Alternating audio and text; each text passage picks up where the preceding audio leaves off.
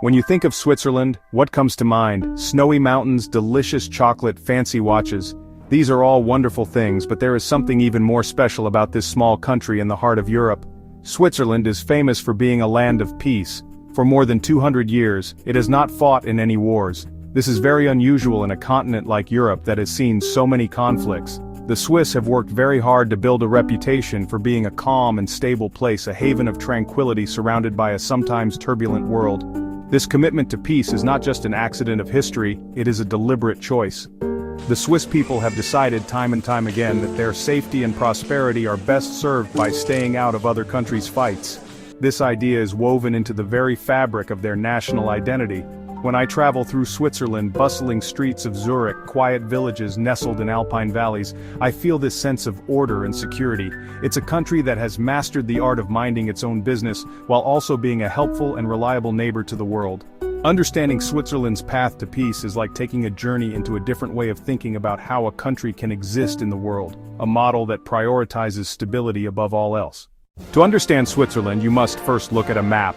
You will see that it is a landlocked country, meaning it has no access to the sea. Germany to the north, France to the west, Italy to the south, Austria to the east. But the most important feature you will notice is the mountains. The mighty Alps cover more than half of the country, creating a rugged and difficult landscape.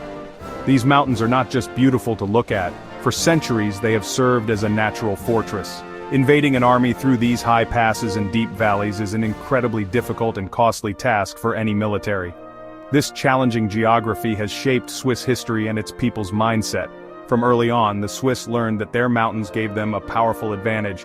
An invading force would have to fight uphill, battling not just the Swiss defenders but also the harsh weather and treacherous terrain.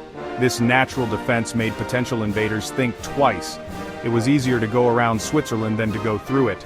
The Swiss people became experts at using their environment for protection, building forts in strategic mountain passes, and preparing to make any invasion a nightmare for the attacker. This is a classic example of how a country's physical location can define its destiny. Even today, in an age of airplanes and advanced technology, the Alps remain a core part of Switzerland's defense strategy. The Swiss are peaceful, but they use their mountains to send a clear message to the world. We are prepared to defend our home with fierce determination, so it is best to leave us in peace. When we say Switzerland is neutral, what does that actually mean? Neutrality is the policy of not taking sides in a conflict. A neutral country does not join military alliances. A neutral country does not send troops to fight abroad. A neutral country does not let other armies cross its territory. For Switzerland, neutrality is the cornerstone of its foreign relations and national identity. Recognized by the great powers at the Congress of Vienna in 1815, Switzerland has guarded it carefully ever since. Neutral doesn't mean isolated. Switzerland uses neutrality to play an active role in international affairs. Not aligned with any side, it is seen as an honest broker, a trustworthy mediator that helps warring parties communicate. Geneva hosts the European UN headquarters. Geneva also hosts international organizations like the International Committee of the Red Cross. Switzerland provides safe, neutral ground for diplomats' negotiations and treaty signings. Swiss neutrality is described as permanent and armed. Permanent applies in all situations a long-term commitment. Armed, Switzerland maintains a strong, well-equipped military to deter attacks. Their neutrality is credible because they can defend it. Switzerland balances armed neutrality with international engagement. Switzerland's long history of peace was not achieved by luck. It was earned through centuries of careful diplomacy and a strong will to stay out of Europe's devastating wars. The last time Switzerland was involved in a foreign military conflict was in 1515, more than 500 years ago. After a brutal defeat at the Battle of Marignano, the Swiss decided that acting as mercenaries and getting involved in the power struggles of kings and emperors was a losing game. This marked the beginning of their journey toward neutrality, a lesson learned in blood. During World War I, Switzerland was a neutral island surrounded by warring nations, Germany and Austria-Hungary on one side, and France and Italy on the other. The country mobilized its army and sent them to guard the borders, ready to defend against an invasion from any direction. Inside the country there were tensions, as German-speaking Swiss tended to sympathize with Germany, while French-speaking Swiss sympathized with France. Yet the nation held together, united by the shared desire to avoid the horrors of the war that were unfolding just beyond their mountains. World War II presented an even greater challenge. From 1940 onwards, Switzerland was completely surrounded by Nazi Germany and its allies. An invasion seemed imminent, and the Swiss government developed a defense plan known as the National Redoubt. The plan was to concede the flatter parts of the country and retreat into a heavily fortified zone deep within the Alps. One of the key ingredients to Switzerland's stability is its unique political system, which is very different from most other countries. At the heart of Swiss politics is direct democracy.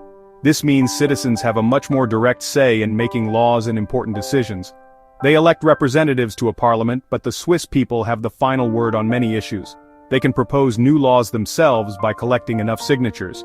They regularly vote in referendums, national issues, regional issues, local issues about 4 times a year. This system prevents power concentrating in a few politicians in Bern. Power is shared. The federal government 26 cantons, like states thousands of local communes and municipalities. Cantons and communes have great autonomy. They decide on education, healthcare, policing. Federalism helps accommodate linguistic and cultural diversity. French-speaking parts, German-speaking parts, Italian-speaking parts, Romance-speaking parts. They manage their own affairs while remaining part of a united Switzerland. The Swiss government encourages consensus and cooperation rather than conflict. The Federal Council has 7 members from major parties. Travel through Switzerland and you will quickly notice it is an incredibly orderly and well-organized society. Trains run on time to the second. Streets are spotlessly clean. Public services work with amazing efficiency. This sense of order is not just for show. It is a deep-seated part of the Swiss culture, and a key reason why the country feels so safe. The Swiss value predictability, reliability, following the rules.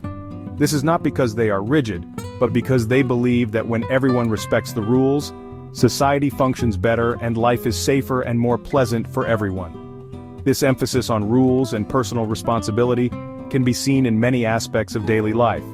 For example, there are specific regulations for recycling, paper collection, glass collection, aluminum collection. There are also quiet hours, usually at night and during midday. People are expected to avoid making loud noises like vacuuming, mowing the lawn. While this might seem strict to an outsider, for the Swiss, it is simply a matter of respecting your neighbors and contributing to a peaceful community atmosphere. This collective discipline creates a high-trust society where people feel secure in their homes and public spaces. The country's low crime rate is another result of this orderly culture, combined with economic prosperity and a strong social safety net. Most people have access to good education and job opportunities, which reduces the desperation that can lead to crime. The police are generally seen as trustworthy and helpful, and they focus on community policing and prevention. Ultimately, safety in Switzerland comes from a social contract built on mutual respect, responsibility, and a shared commitment to the common good.